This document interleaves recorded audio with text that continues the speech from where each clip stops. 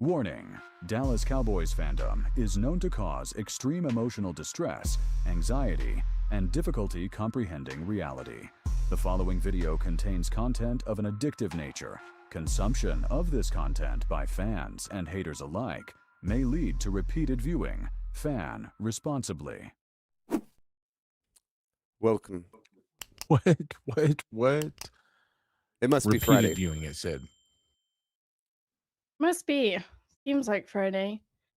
Well, I guess if you're new here, happy Friday. And if you're old here, happy Friday too. Don't want to forget all the people that ride with us all along.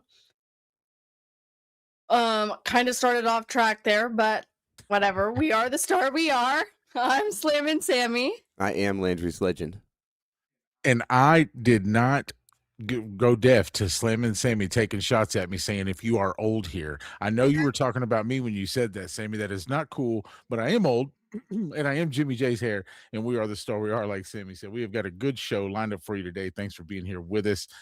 We got Vitnik in the chat with the member badge. Kyle, let's stop by. A couple guys in the chat with us. Thanks for being here. Let's get this show rolling. We got a good game plan this week. Obviously, we line it up every week for you. We kick the thing off. Boot, we put foot to ball, and sometimes we put foot in mouth. But nonetheless, we're going to give you the show. We're also going to give you the updates, okay? We got a big guest coming up, a couple in the offseason, shows coming up. Obviously, we're going to have to recap this Super Bowl and the halftime show and everything about it, all the commercials, what was cool, what was not, right? And then before we get into the Super Bowl, Sammy's going to tell us the news, who's injured probably, who's not injured, what it's going to look like.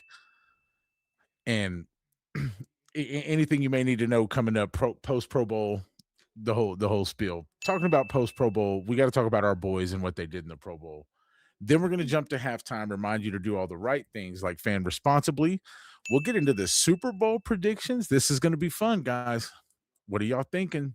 Stick around in the chat. Tell us what you're thinking about the Super Bowl. This is going to be good. Is it going to be high scoring? Is Seattle going to walk away with it? So many speculations. NFL honors. Who was right and who was wrong when Nick's joined us before the season started, when we guessed all of our NFL superlatives? Where were we at? And then, of course, it's Sammy's turn to give us the 2-minute spiel, so y'all stay tuned for that. That is going to be a hoot. See, I'm old. There's the old in me coming out right there. I see what you did there. Let's kick this thing off, Coach. The kickoff.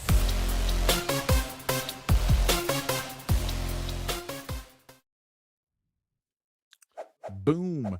Get your W, get your TSW.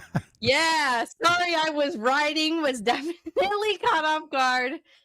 See, when you can multitask like that, that's because Sammy's got that DUBBY, because she said it tastes pretty good. So get you 10% off of it with promo code TSWA, and also get you some cool merch. The winter is over, so they've got some shorts getting light. Well, the winter's not quite over, but we're getting toward the end of it. So they got, besides some hats and hoodies and stuff, they got some shorts, they got some belts, they got some flip-flops, they got everything you need. You can get 15% off all their merch with TSWA, that promo code. Welcome to the Star We Are, guys. Let's do this. Happy Friday. I'm a fan of the Star We Are. What's up, everybody? I'm Super Cowboy. And I'm Princess Angie, and you are tuned in. Hi, this is Jane Slater, and you are listening to... I'm Jess Navarez, and you're watching The Star We Are. If you're not following them, you are not fanning responsibly. Plugged in and switched on. This is The Star We Are live.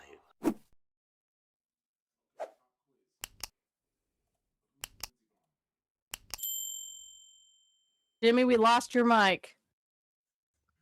Sorry. Yeah. Pop quiz. You find it, old man? I'm just kidding. Just kidding. I'm just joking. Shots You fired. started it. I did. So, no, real quick. So, in the chat, we've got Sammy going to bring it like Lindsey Vonn. Does anybody know who Lindsey Vonn is? Oh, I certainly do. You do? Oh, yeah. That's Sam. Yeah, I gotta look up who Lindsey Vonn is I right get now. to look it up. Lindsey Vonn is I believe, 42-year-old. I'm going to say 4th-time Olympian. She's taken off the past, 4 or 6 years. But a multiple gold medalist, 3-time gold medalist, she's about to tell me. Yeah, you nailed it. 3-time Olympic medalist and American alpine ski racer, has won 4 World Cup overall championships. Okay, I like this. Yeah, but you know what I caught out of it? That she was 42. 41. Oh, sorry. Every year counts. Yeah, But, the chat's all over dude, Sammy I'll for firing take shots this. at us. I She's know in it. better shape at 40 than I am at 30. So Hey, thanks. round is a shape too. Okay, I'm just saying. It is. Round is a shape too. No, we got a good show lined up for you guys. We'll get some quick updates real quick, right? So before Sam gives us the news here, what to look out for. February 20th. Updates. Oh, I was ready to jump the gun. I'm so excited to talk about it. February 20th. Put it on the schedule. Tyrone Crawford joining the show. That's If 2 you're in here with Fridays us from and you're now. watching right now. That 2 is Fridays from correct. now. 2 weeks. So we'll get his Holy crap, free I feel take. like I'm nervous already. I Feels know. like she's next week. We'll get his take on the Super Bowl. We'll get his take on the Pro Bowl. We'll ask some questions. We'll have some fun with him. We'll play a little game like in Star We Are manner, like we do. Smiles and laughs is what it's about. That's how you fan responsibly, right? And so that's going to be a fun one. Put it on the schedule if you're in here. Turn on those notifications so you don't miss Mr. Tyrone Crawford, Dallas Cowboys former player and legend amongst Cowboys Nation.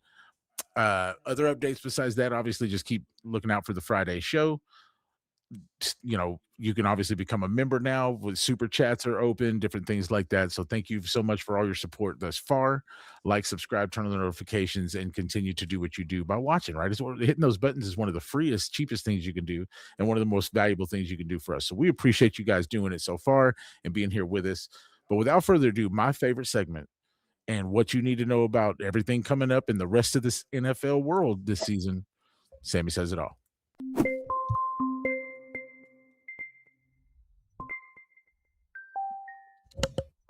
I'm so sorry. I need half a second. I just got to yell out the door and then I'll be ready. Mute. Has anybody ever used half a second properly? Not this time.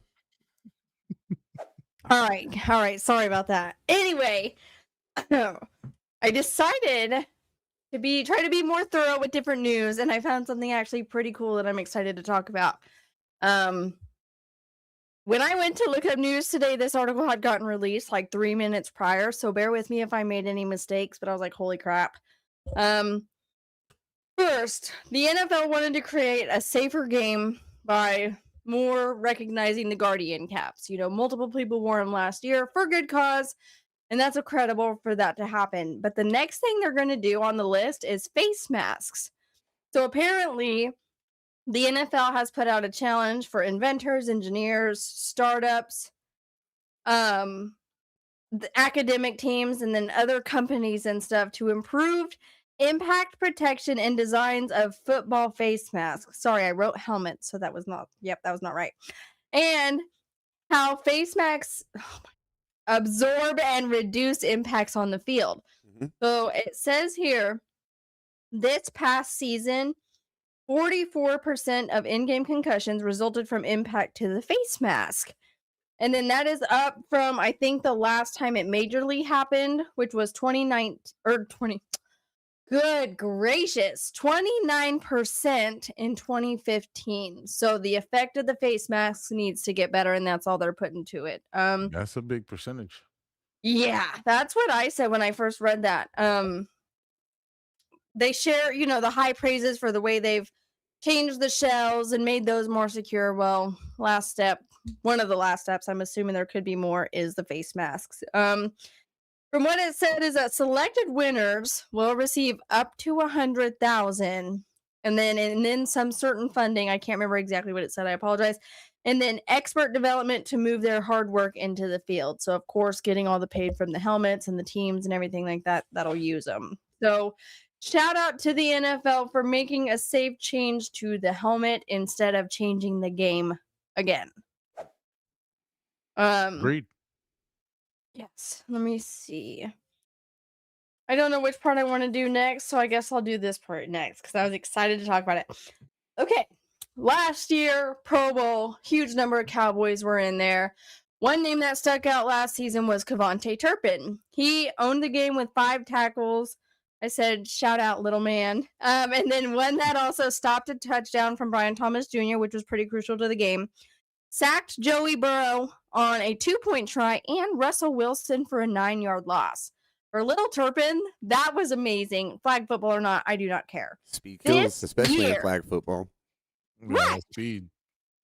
this year, give it up for MVGP. Holy Nice. crap, that's a tongue twister. I dare you to try to say That's that a 5 tough one. times fast. Yes. He got named offensive MVP this year, showing his immaculate talent on the field even when it doesn't matter. I mean, it matters, but it doesn't. It's just all about the football. One of my favorite things about him, no offense to CD. CD is the beautiful king we have on the team with his high stakes fashion and everything, but GP came ready to ball. Dude had basketball shorts on, a long sleeve shirt, some socks, and some tennis shoes. Like, he was ready. Now, with that phenomenal game also comes with more recognition to himself. Multiple people are talking about how they're going to steal George Pickens. Jerry Jones is like, I don't think that's going to happen. We better agree on a contract fast because this man he already knows what he's worth, but every awesome opportunity he has is just going to make him cost more and more. I was watching an interview earlier where CeeDee Lamb even said that, if absolutely necessary, he would restructure for George to get his money, but he said that George deserves every penny he gets. Another thing I seen the last couple days, and one that I didn't forget, but I didn't want to say too much about it yet because it was a fresh rumor, was Max Crosby playing his last game with the Raiders. I feel like something about that was said definitely last year. Same reason, and then they extended him. $101 million deal for 3 years, I think, or something like that. But this year, they're saying it again. Patriots are strong contenders, supposedly, so are the Lions, or just who would risk it all to get him. But he went on the herd, and this is what he said. He said, I know my truth, and when I go to bed at night, I have a smile on my face because I don't have to explain anything to anybody. I've said it over and over again. I'm getting healthy. I'm in the building every single day.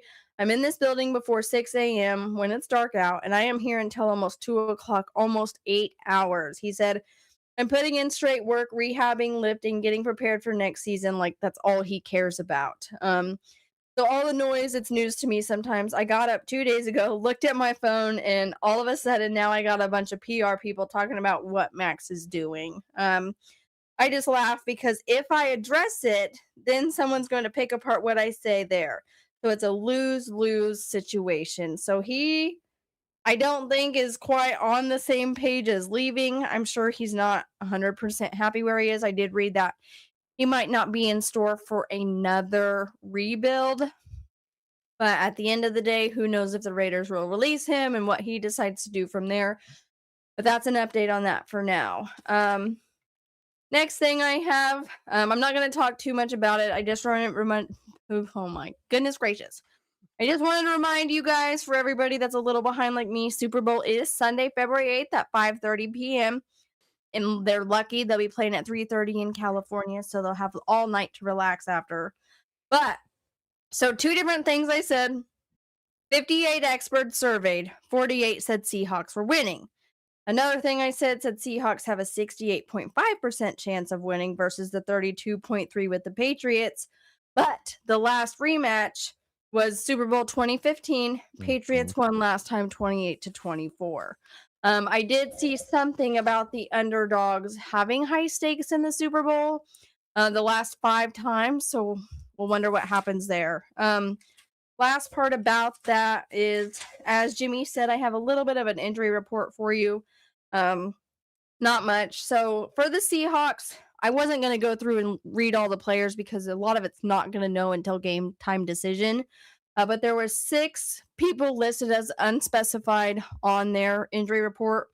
The one person with limited practice was Robbie Outs. He was a fullback with a neck injury. And then the Patriots had 3 as questionable. And I have one more thing to talk about, then I'm done. 2 with limited practice. Robert Spillane, linebacker with an ankle. Harold Landry, linebacker with a knee. And then real quick, I've been freaking pumped about this all day since I heard it. On the next season, there will be 9 international regular season games overseas spread across 4 continents, 7 countries, and 8 stadiums. This is the largest overseas expansion the NFL has had. We have Melbourne, Australia, which I think is the only confirmed full game right now at 49ers and Rams. But Rio de Janeiro, Cowboys will be playing somebody. Paris, France, the Saints will be playing somebody. London has 3 games. There's one in Madrid, one in Mexico City, and supposedly Munich, Germany. I think that was on the list. I just wanted to make sure I read that right. So get ready to go overseas next season. And that is all I have for the news today. Woo. Nice. Once again, absolutely the news that you needed. And listen, the NFL said, look, mama, we're going global.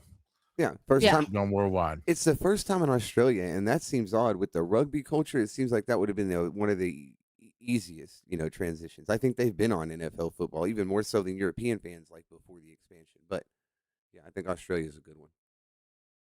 Yeah, I'm excited. Hopefully, it'll be in another London where we can have multiple over there. I can't wait to see what the fans are like. Like, I'm so excited. The players aren't going to want it too much more. Rio, right? Yeah, that's what she said. That's true. All right, Rio, here we come. Well, not us. That'd be nice, right? But nonetheless, next segment, here we come. And I believe we have to talk about it. We got to do it. The best of the best showed up. Are they the best of the best? Because is Joe Flacco and Shedeur Sanders the best of the best in this last season? We kind of talked about that last week. The Pro Bowl is getting a little, muddied because they're really focused on safety, as Sam alluded to earlier in the show, and things like that. So, we understand it's not going to be the competitive thing that it used to be. And I think they're working on getting it to where we make sure we credit the right guys who belong in the Pro Bowl with putting it on their stature and their history for their legacy and things like that. So all that'll be good. But as far as what we did watch and as far as what we did do was we watched the Dallas Cowboys basically own the Pro Bowl. Be the NFC offense. But they sent the whole thing. Both receivers, the quarterback, the tight end, and the running back was probably not too far off. Thank you, Jerry Rice. And, of course, the great players. Fair. So, who coached the I was trying Steve to Young. think. Oh, Steve Young. Yeah. Steve Young. Yeah. Yes. I was trying to remember.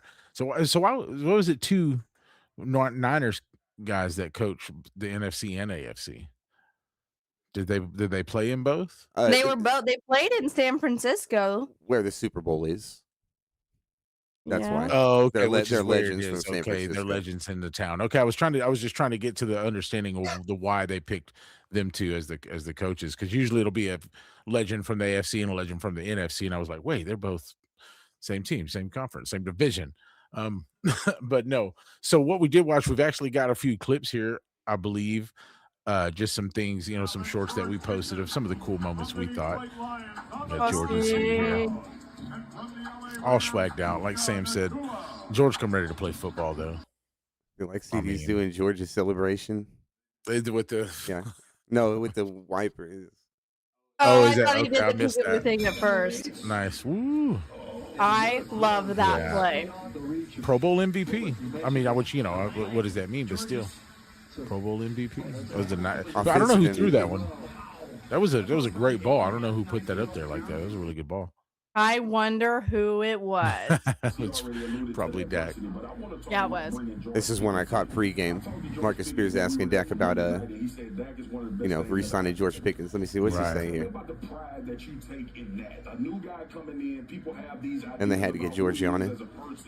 And for you to be able to instill that, and then for him to comment on that to us in private, how does that make you feel as a quarterback and as a person? Yeah, it makes me feel good knowing that you're able to be there to help somebody coming in a tough spot in their career. As you said, a bunch of narratives about them that they don't necessarily. Dak says there's a bunch of narratives about him that weren't true. Right. He came into Dallas and we gave him a clean slate. I love that. He definitely deserved it and played like the clean slate was just what he needed. Yeah. No, listen, we talked about that in one of the videos we posted when we made the trade for George, and we were talking about it. One of the, George Pickens has an attitude problems, you say. I say he's got a problem with quarterback play. Another thing, you know what I mean? Like, he wasn't a Tomlin guy. He wasn't I don't know what that was. And honestly, we were big on him. I was in all over Twitter spaces saying Pickett to Pickens is going to be a household phrase just because I thought George Pickens was that good. I didn't think Kenny Pickett was like a world beater, but no, nice. We got him on the team. If we pay him, if we do not pay him, I will literally scream bloody murder. Like, it will not be pretty. Well, it's good to hear your quarterback and your wide receiver saying, yeah, if whatever we got to do to help keep him around, we will. Because you can't just say that and then not actually be willing to restructure and do something. Draft content in the chat from Azteca. We don't have any draft content on the agenda for today, but we'll do something real quick. He says, "What's up?" He says, "What's up? Happy Friday. If we can't get Mansour Delaney at 12, what do you think about San Diego State Aztec quarterback Chris Johnson and North Carolina Tar Heel cornerback Thaddeus Dixon?" Now, me and Coach have both been doing quite a bit of mock drafting already. Yeah, Chris Johnson, I can tell you, I can definitely get with. I'd hate to have to spend 20 on him. I would hope that we were trading 20 away further back in the first round or something like that, and recouping a second or third rounder that we don't have. Thaddeus Dixon, I'm not familiar with yet, and I've got about 8 corners on my radar. So, what do you think, Coach? No, I think if you can't get Mansour Delaney at 12, then you've got to come off of 12.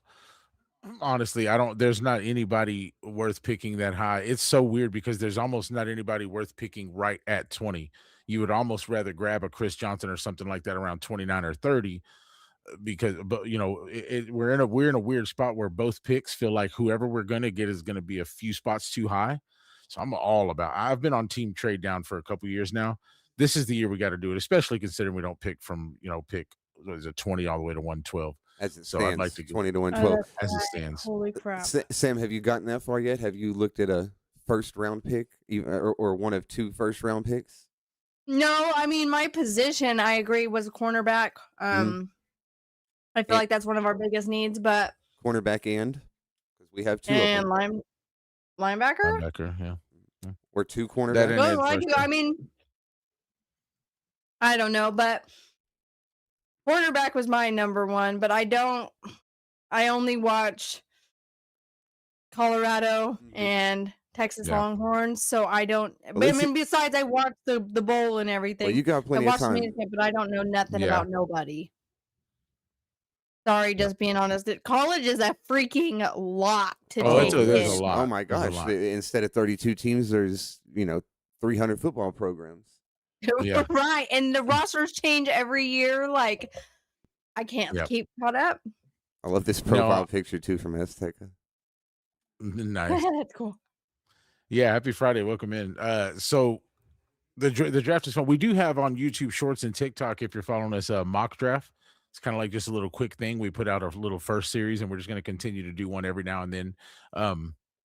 Just speculating the draft and just putting together different scenarios, maybe trading a player, maybe moving down, maybe moving up, things like that. And so just keep it speculative and fun. So Azteca, you can go check out that content, and there will be more coming this upcoming 2026 season. There'll be a lot of great free agents. There is, if Jerry makes the right moves, and because that's the thing, right? It's hard to talk about the draft because then all of a sudden, what if, we traded for Max Crosby, or we signed Trey Hendrickson, or we got Devin Bush? Then the draft looks different right off the bat. We'll get there real soon. Once we're going to finish this season off in 2 days officially, and then we're going to wait around and twiddle our thumbs for about 3-4 weeks, and they'll open the new league year just as quick as you can think about it. I can't freaking wait. Luckily, UFC is going to be every weekend. March 7th is the next best fight there is. Back to business. Who's that? March 7th. Max Holloway and Charles Oliveira. Oh, Max Holloway is. I don't know a lot of the prelims, but I'm definitely Charles Oliveira. I freaking love that humble freaking Brazilian man. Oh, Max Holloway. I like Max Holloway too, but out of the 2, I'm definitely Oliveira. Max Holloway's going to the UFC Hall of Fame guy, instantly. If you didn't know, guys, that we are the StarWeAre, and we are UFC fans on the side. And we'll fight about it. Sam goes hard for her fights. It's fun. No, the UFC is fun. It's a good sport. Yeah. What is it? Halftime? Yes, sir. Blow the whistle. Get your refreshments. But most importantly, y'all fan responsibly. How, Coach? Educate me. Well, first hit the like, then hit the subscribe button, then turn on the notifications, and boom, you fan responsibly. Also, don't get too hammered at games. By hammered, I mean drunk. Don't get too intoxicated at games, and also don't drink too much at games.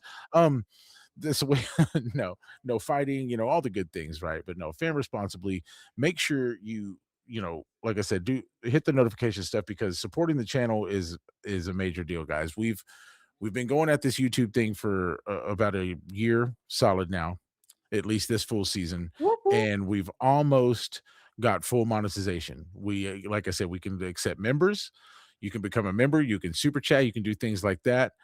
Very, very close to getting ad monetized. And so you guys are a big part of that. We can't thank you enough. It's huge. So thank you for being with us up through the first half of the show. For the second half of the show, we got, well, it's only the biggest topic there is this weekend. We got to talk about the big game. Super Bowl number, what is that? Who is Sam? Are you good with your Roman numerals? What is that? Yeah. Okay. Yeah. Oh, you cheated. Sam, Okay, yeah. Landry cheated for you. Yeah. I would have known it either way. Roman numerals is the best part of math for me. Okay. Not mine. No, I'm just kidding. They're not too hard. Ooh, 60, Super Bowl 60. You know, when I hear Super Bowl 60, the first thing that pops into my head is we were winning Super Bowls 27 and 8 and 30. That was wild. Yuck. Why you do that, man? Why you do that? Makes me somber every year. This is a lot of years. I've been waiting to host my own Super Bowl party. I was at my parents', the ones they hosted. I want one. I want my own Super Bowl. It's gonna happen for us. It's gonna happen. Listen, when it does happen, I don't know. The BBs might be there, but if they're not, I'm watching the Super Bowl with Tom because I've got to see the emotion of a parent going through it while their kid's in the Super Bowl. That's kind of breathtaking stuff. No, so obviously we got to get predictions. Obviously we got to call out the Super Bowl MVP prediction, because I can guarantee we were all wrong in our superlatives, which we'll get to in a minute. And tell you just how wrong we all were, because I don't think anybody gets Jackson Smith and Jigma for OPOY. Anyway, who in their right mind would have done that? Right. So, Sam, let me okay. Name the one big key to the game, whether it be a defensive touchdown, whether it be a late score, whether it be a kick return. Name one thing that's going to be the turning point of the game. We're going to hear it. I think the turning. Oh gosh. You're welcome. I know it's a tough question. Well, my opinion on this game has changed so much. Like every day I think about it, well, Patriots have a chance. Maybe they'll catch up. But then I'm also like, Seahawks are so dominant. Like, if I have to give something, I will say that I'm going to go with the Patriots winning. I don't know why. I know that's going to be wrong. Okay. But either way, I find oh God, I'm probably going to regret this. I feel like I'm wrong, but I'm sticking with what I first thought. Do it. There's going to be like a pick six or something at the end. Like, it's going to be a last minute score to end in the game. And I don't think they're going to go into overtime. I think fourth quarter is it. And I think it's going to be something at the last minute that happens. Okay. That's fair. I think it's going to be like a pick six or something at the end. Like, it's going to be. So I don't know if you recall. So you mentioned the last score, the last time these guys were in the Super Bowl together, 2015, 27-24. The Seahawks have the ball, or was it 28, something like that? Yeah, 28-24. Yeah, because that's right. They needed a touchdown, not a field goal. They were down 4. Seahawks are at the 1.5 yard line with Marshawn Lynch in the backfield. I hate and they chose to throw it, and Malcolm Butler intercepts it. The same Malcolm Butler who a couple years later, Bill Belichick chose to sit out of the Super Bowl and get whooped by Nick Foles. Anyway, that's a whole nother story. We'll get there one day. But no, I'm getting secondhand embarrassment for the Seahawks for the Marshawn Lynch play. Like, bad. I hate watching that every time. No, so I said that to say the scenario you just described would be killer for Seahawks fans. Yeah. They feel like they're right there, and then all of a sudden something happens where the Patriots just ended on them. That would be another just that'd be tough. Oh my gosh. So, Coach, where are you at on this game? The Patriots run game on the unique, the standout thing, the Patriots run game, the success of that. Obviously, it's cliche run game all the time, but for the Patriots in particular, I think that the Seahawks defense is 100% legit. Like, they both ranked in the top 5 in the NFL, but I think that the Seahawks defense is the one that if they get you in a one-dimensional situation, their offense could start running it up real quick. So it's the productivity of the New England run game, and I've got the Seahawks winning because I just don't buy the snow game, the plowing through the 47 yards in the fourth quarter to barely get by a Jared Stidham led Broncos team, right? And then Oof. and then CJ giving you 4-5 turnovers to help you right through there. Man, That's their path to the Super Bowl. Both quarterbacks have performed well this season. I just come this Super Bowl. I've got the guys been there doing it a little longer. I just feel like they have more veterans on their team. That's Seattle. Maybe they'll get burnt out before the game's over, though. 27-20. 27-20. Sam, did you have a score? Coach is 27-20. I know you're writing them down. Keep us in check now. I'm going to go 31-33. 31-33 Patriots. Okay. Last minute. Oof. Okay. So Coach and I are on the same page, right? And that's the run game page of the playbook. We just happen to be in different books. Same page, different books. I actually think it's Seattle's run game that actually controls this game. But I'm on board with Sam in the sense that for some reason my gut tells me that, just like you just mentioned, Coach, 4 or 5 turnovers by CJ Stroud. Bo Nix gets hurt on the last play of their game to set them up to play a backup quarterback who fumbled it on the 12-yard line and gave them their only touchdown of the game. Something is going to happen to give these Patriots an advantage, man. It just, I don't know what to say about this miracle season that they're going through. These Vrabel and these two coaches that are McDaniels that are just, they don't know how to lose, it feels like. Even when they feel like they're against all odds and they're beat sometimes. Both teams the other are team 13-3. Right. It feels like with the Patriots, the other team happens to play their worst game. I don't know. It's tough. This one's tough for me. I'm going to go 26-24 Patriots. That's a great Super Bowl score. I don't know why. Just as soon as you said it, that sounded good. I think that's too many points for the betting world. I don't think Vegas wants to see it go over 50. No, that's right. What is it? Did I put it right at 50? I haven't seen it. I just know That's funny. Yeah, they want a low scoring Super Bowl. At least Vegas. I don't. A low scoring game sucks. Oh, of course. Yeah. I hate watching them go back and forth. I want to see score after score after score after score. Well, I can't say I'm the same way. I love some good defense. Same as if it were the I do too. MLB But playoffs. I mean, I like a pitcher who gives up no hits or or shutout. I'm into the defensive part. Azteca's got 31-17 Seahawks, right? And that's probably a consensus score and a consensus pick, which I like it. It's smart. It feels right. But just something about it, like Sam said, something in my gut tells me something's gonna happen for these Patriots. But no, what were we just saying? So what have you just say, Coach? I don't know. Previously. All kinds of stuff. Oh, I'm over here pulling up the chat about. You were talking about the Las Vegas score, not wanting to score that high, and how you like a defensive stop instead of them going score. That I like that I like defense. Yeah. That I like. That's right. And that's right. We were talking about the quality of the game. But yeah. In general, the NFL, it's weird, right? They set the line. The betting, Vegas doesn't want it to be a high scoring game. The NFL always does because, like Sam is saying, right. That's not only. That's even the majority of fans, specifically the ones who don't even watch football all year long and just watch the Super Bowl. Mm-hmm. They're always looking for points. But I couldn't stand not watching football all season just to watch football. I mean, I don't hate on anybody that does, but to watch them earn all that hard work. I mean, to go through all that hard work to earn this is just party. And break a few TVs at the end of the day. No, it reminded me when you guys were talking about the quality of the game, the absolute worst kind of Super Bowl to watch is the Philadelphia Eagles dominate the Kansas City Chiefs to stop a wonderful three-peat and destroy history and win another Super Bowl as the Philadelphia freaking Eagles. That's the worst way to watch a Super Bowl. This one, regardless of the score of the game and regardless of the winner, will be far more entertaining than that crap game was. I had more fun watching Tom stomp Patrick Mahomes for his 7th than I did with the Philadelphia Super Bowl. Yeah. Yeah, same. I just didn't feel like, I don't know. I mean, obviously they kind of deserved it for all their hard work, but at that time I did not feel like that. Like I feel like this game is a freaking bust. I was gonna say something. Holy crap. Say it.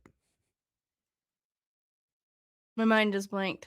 Something you guys said triggered it, and then now I forgot like almost immediately. Something in the air. I just did that a minute ago. Oh yeah, okay. Sorry. So I seen a tweet that went kind of viral saying that I can't remember who it was right now, but he's a Cowboys Twitter guy, but he gets kind of viral posts. He said that this is the first Super Bowl he's seen that has the excitement of like a Week 7 game. So a lot of people aren't excited about it, like kind of just trying to push through it, or well, it's too. It's weird. I don't know. I want to say mid-team, but they both played like. I don't want to say a small market team. If they hadn't won all the Super Bowls in the world in the 2000s, the Patriots are a small market team for a lot of other reasons. There's lots of competition. As soon as you get to New York, there's 2-3 other teams that you're dealing with. So they're a popular team, but not necessarily a big market team. As popular as they are because of Tom in the Super Bowls for Seattle, sure. If not for their fan base and some recent success, is not a historically like a big market team. So it's just people are looking for the San Franciscos and the Cowboys of the world to be in there. The NFL's got to write their script better, No, and that's what the script sickens me because I'm just kidding, no script, but it's like I don't mind if like, oh my goodness, somebody besides Tom Brady is going to bring the Patriots to success, and somebody unassuming like a Drake May and a Mike Vrabel's got to come in and change the whole game and yada, and that's cool. But do we have to just see it because, like you said, the Seahawks having some of their popularity due to recent success, and it was the recent success against this team in their 2 Super Bowls that they were in. They won one of them, they lost one of them, but they were both against this freaking team. Taking a little solace in that. Sickens me, like I'm taking a little solace in that, and how much coaching matters. 4-12 New England Patriots and ownership. You can go to the Super Bowl any given year. 4-12 they went last year. Yeah. With Drake May, so turn it right around, go 12-4, and be in the Super Bowl, just like that. Rookie year, Cowboys, 4-12, sophomore year. Before we talk about how horrible we were at predicting, I just want to remind the Cowboys how horrible y'all were at defense this year. And so, Jerry Jones, take note that the 4-12 Patriots just did it. I think our 7-win team can get some players, make some draft moves, spend some of that Micah capital, and put together a defense for this championship offense and at least try to make a run, buddy. Okay. If you don't this year, I'm out. I won't defend you another single year moment in my life. I've been pro Jerry a lot, when other people haven't, because I still put the respect on the guy, hired one of the best coaches of all time and got out of the way and made a dynasty happen. He paid for a dynasty and we watched it happen, and I thank him for that. This is the last year, Jerry, because you got the kind of offense to do it. You got all the first-round picks in the world. You got 4 first-round picks over the next 2 years. Use all 4 of them. Use all the capital you got. Take us to the homeland. Take us home. Anyway. So I have a question for you. Do you put more pressure on Jerry for this or Shoddy? Because, I'm not saying only Shoddy, but I feel like this offseason he has given Shoddy more control than a lot of other coaches before, because like Christian Parker, great hire, the line coach or whatever, like he's interviewing them, he's putting more on it. Not saying I don't want to blame Jerry, because I still blame him, but more pressure on Shoddy? I wouldn't say more pressure on Shoddy this year. Pressure to if they get pieces, say they make a free agent move, they draft some people that we believe in the draft. Pressure to get to the playoffs and maybe even go further than we've seen recently. I don't think you could say pressure to turn it all the way around and win the Super Bowl or something.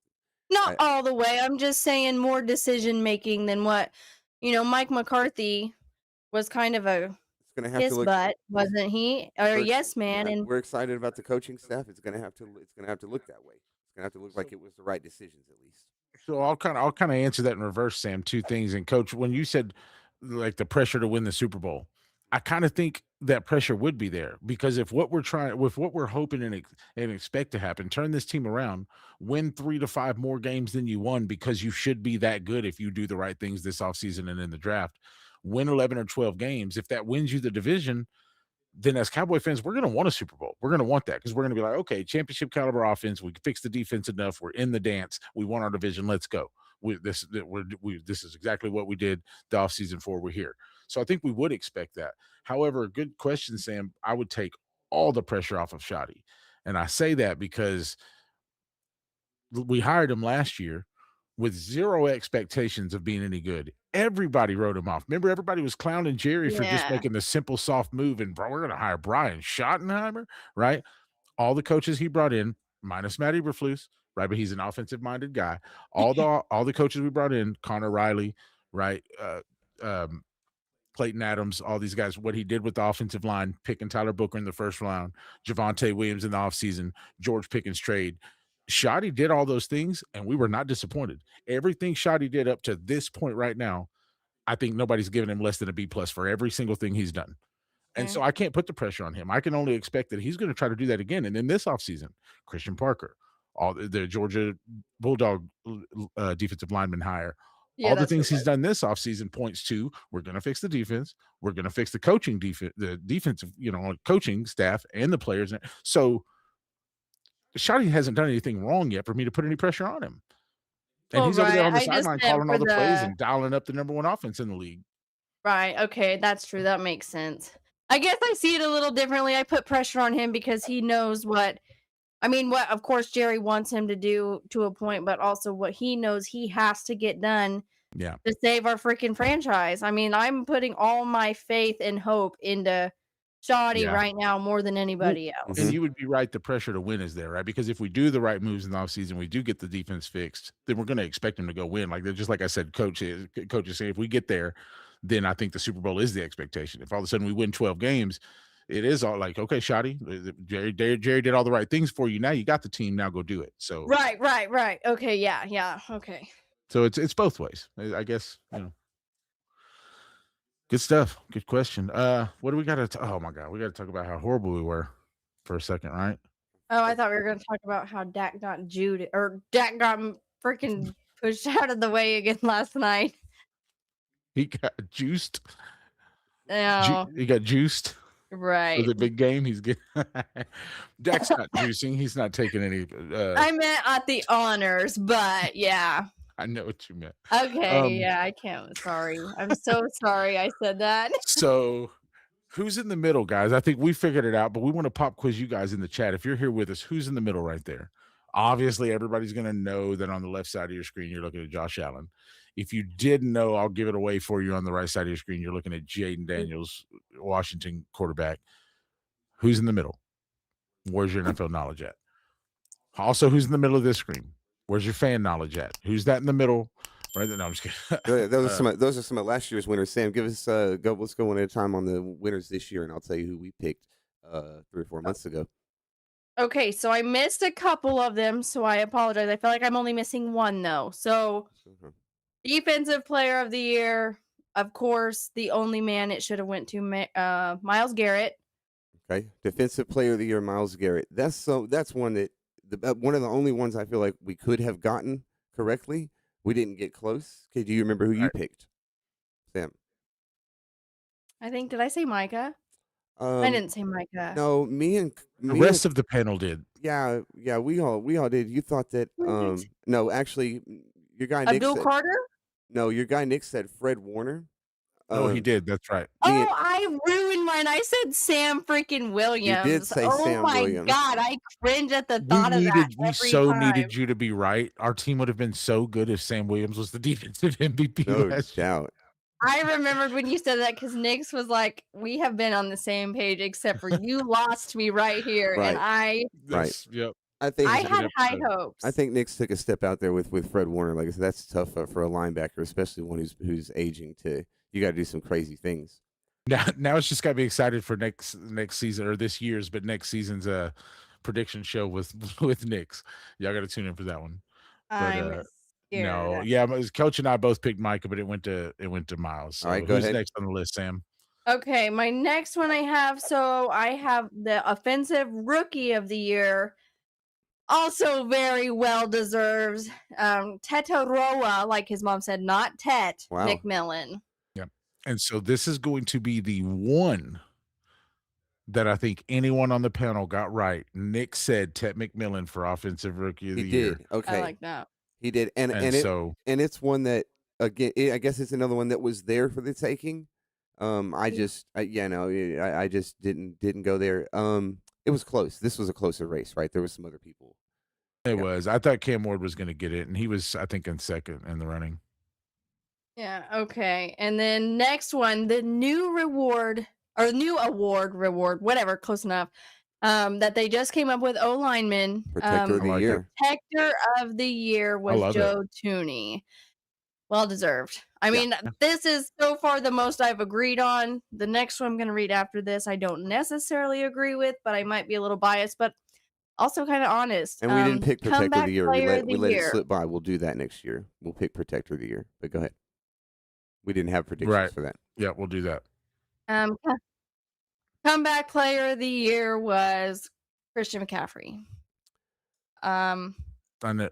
I wanted it to be Dak with you. Had we gotten to the playoffs, I think it probably would have been. But I read somewhere that CMC was averaging 3.9. Like, I mean, I know that's good coming back from his Achilles and everything, but I feel like there was better. Like, I don't know. 4,500 yards by Dak, though. Like, I think he not even in the playoffs. I think McCaffrey may have led the league in scrimmage yards. He gets not only is he over 1,000 rushing, he's over 1,000 receiving, and he's doing a lot. So here's sort of an odd one on that one, and if y'all will for a second entertain me on this. Is it weird for me to say comeback player of the year? I believe should have been somebody who balled out last year, but should be comeback player of the year because the expectations for them, all the talk was Sam Darnold was balling out in Minnesota because that elite offense and that good defense over there. That it wasn't Sam. That's why they got rid of him. It wasn't just Sam. He was just a product of the team was so dang good. But then Sam went over to the Seattle Seahawks where Geno Smith failed to get it done and produced a offensive player of the year. And I'm sure who you're fixing to mention here in just a second, and had some MVP votes and has his team in the Super Bowl. So for me, with Sam Darnold moving from a team where it was just, oh, they're only good because, or he's only good because the team he's on. Are we going to say the same thing now? Did another team carry Sam Darnold to the Super Bowl? I don't know. Anyway, I just had to give my guy some props. Let me see. And then okay. So I did. Wait, what did I say? Roy, Protector of the Year, comeback player, Coach of the Year was Mike Vrabel. Yeah. Yep. Well, guys, like I mentioned already, 4-12 to the Super Bowl. You get that. Yeah. Right. Defensive Rookie of the Year was Carson Schwessinger. Close. Yeah. So and then shocker, right? Like a third round pick. Yeah, we can't pass that. That's a third round pick, a linebacker. Where I was talking about how hard it is to win the defensive award there.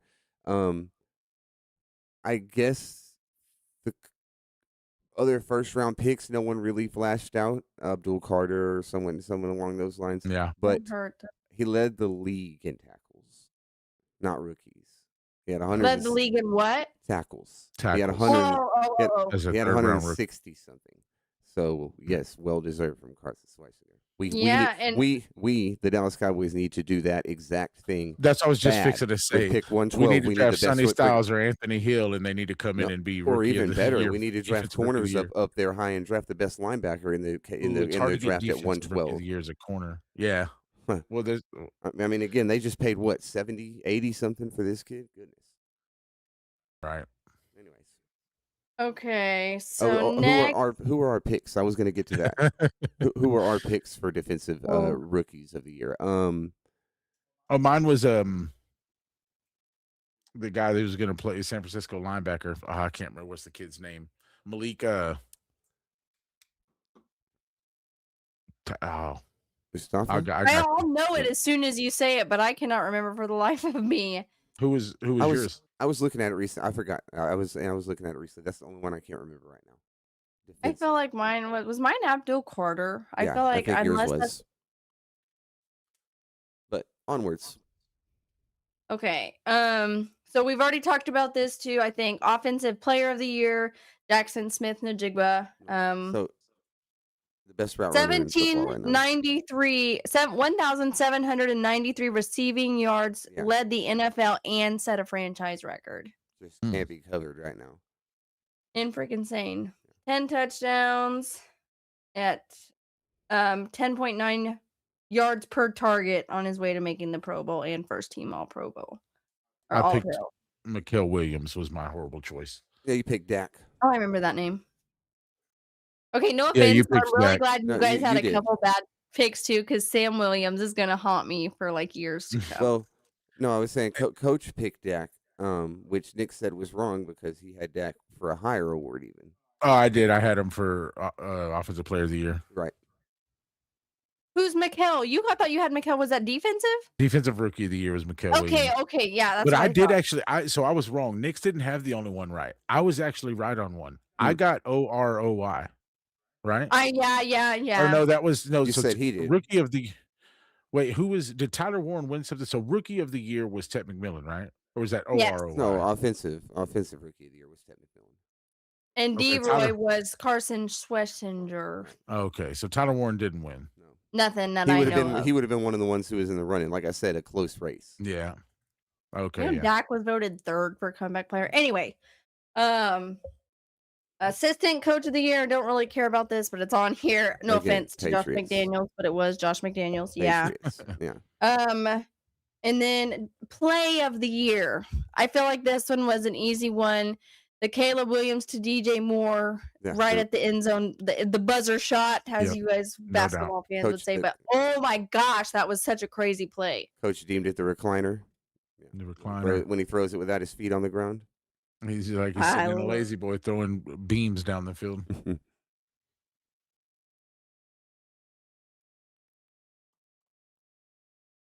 Uh-oh.